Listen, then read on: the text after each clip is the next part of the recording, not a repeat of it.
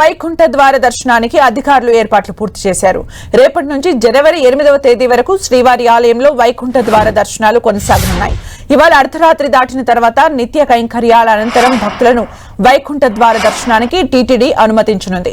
మొదటి 3 రోజులకు ఆన్లైన్ లో ఇప్పటికే ప్రత్యేక ప్రవేశ దర్శనం, శ్రీవారి టికెట్ల కేటాయింపు పూర్తయింది. 3 రోజులు టోకెన్లు ఉన్న భక్తులకు మాత్రమే వైకుంఠ ద్వార దర్శనం కల్పిస్తామని టీటీడీ ప్రకటించింది. జనవరి 2 నుంచి 8వ తేదీ వరకు సర్వదర్శనం భక్తుల్ని నేరుగా దర్శనానికి అనుమతిస్తారు. రేపు ఉదయం 9 గంటలకు స్వర్ణరథంపై భక్తులకు శ్రీదేవి భూదేవి సమేత మలయప్ప స్వామిగా శ్రీవారు దర్శనం ఇవ్వనున్నారు. మరిన్ని అప్డేట్స్ మా ప్రతినిధి శ్రీనివాస్ అందిస్తారు. శ్రీనివాస్. సుమిత్ర, తిరుమల శ్రీ వెంకటేశ్వర స్వామివారి ఆలయంలో రేపటి నుంచి కూడా వైకుంఠ ద్వార దర్శనాలు జనవరి 8 వరకు కొనసాగుతాయి. మనం శ్రీవారి ఆలయం వద్ద ఉన్నాము. ఇక్కడ చూడొచ్చు, వైకుంఠ ఏకాదశి సందర్భంగా ఇక్కడ భారీ సెట్టింగ్ అయితే టీటీడీ ఏర్పాటు చేసింది. ఆలయానికి వెలుపల ఇక్కడ వైకుంఠం తరహాలో సెట్టింగ్ ను ఏర్పాటు చేస్తుంది. ఈ సెట్టింగ్ మొత్తం కూడా ఇవాళ సాయంత్రానికి పూర్తయి అర్ధరాత్రి నుంచి కూడా స్వామివారిని దర్శించుకున్న భక్తులు మళ్ళీ ఈ వైకుంఠం లోపలికి వెళ్ళి ఇక్కడ కూడా ఒక నమూనా వెంకటేశ్వర స్వామి వారు ఉంటారు, అక్కడ స్వామివారిని దర్శించుకోవడం జరుగుతుంది. మొత్తం మీద మొదటి 3 రోజులకు 1,89,000 మందికి ఇప్పటికే ఈడిప్ ద్వారా టోకన్లు కేటాయించింది. వారికి మాత్రమే ఈ 3 రోజులు దర్శనమని టీటీడీ స్పష్టం చేసింది.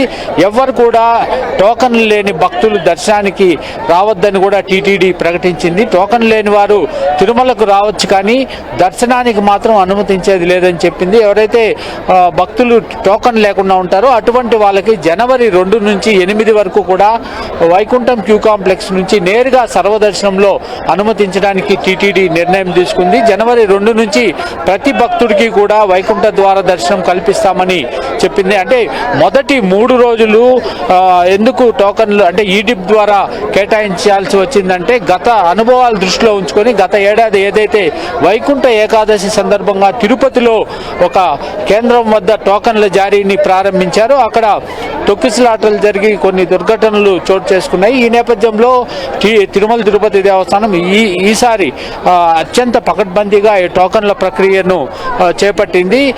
ఎక్కడైతే తిరుపతిలో టోకన్లు ఇస్తారో అవన్నీ కూడా పూర్తిగా మూసివేసి కేవలం ఎలక్ట్రానిక్ డ్రిప్ అంటే ఆన్లైన్ ద్వారానే టోకన్ల జారీ ప్రక్రియని చేపట్టింది. దాదాపు 25 లక్షల మంది ఈ రిజిస్ట్రేషన్ చేసుకోగా వాళ్ళలో 1,89,000 మందికి అదృష్టం వరించిందని చెప్పుకోవచ్చు. అటువంటి ఆ భక్తులు మాత్రమే రేపటి రోజు నుంచి 3 రోజుల పాటు స్వామివారిని దర్శించుకుంటారు.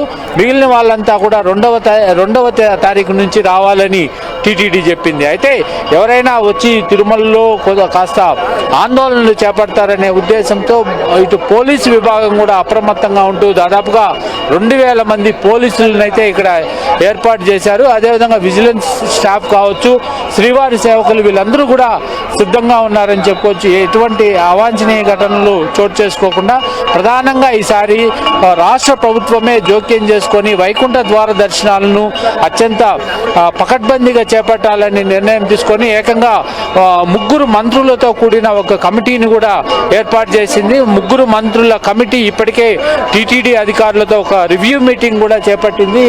అంటే తిరుమలలో ఎటువంటి ఏర్పాట్లు చేశారు, వైకుంఠ ద్వార దర్శనానికి ఎంతమందిని అనుమతిస్తారు అన్న కోణంలో ఇప్పటికే ఒక రివ్యూ మీటింగ్ కూడా నిర్వహించి పలు సూచనలు కూడా చేయడం జరిగింది. మొత్తం మీద ఈ వైకుంఠ ఏకాదశి సందర్భంగా ఎటువంటి అవాంఛనీయ ఘటనలు చోటు చేసుకోకుండా ఏర్పాట్లు అయితే పూర్తి చేశారు. రేపటి నుంచి ఆలయంలో వైకుంఠ ద్వారాలు తెరవడానికైతే టీటీడీ సిద్ధంగా ఉంది. Sumitra, thank you Srinivas for the updates.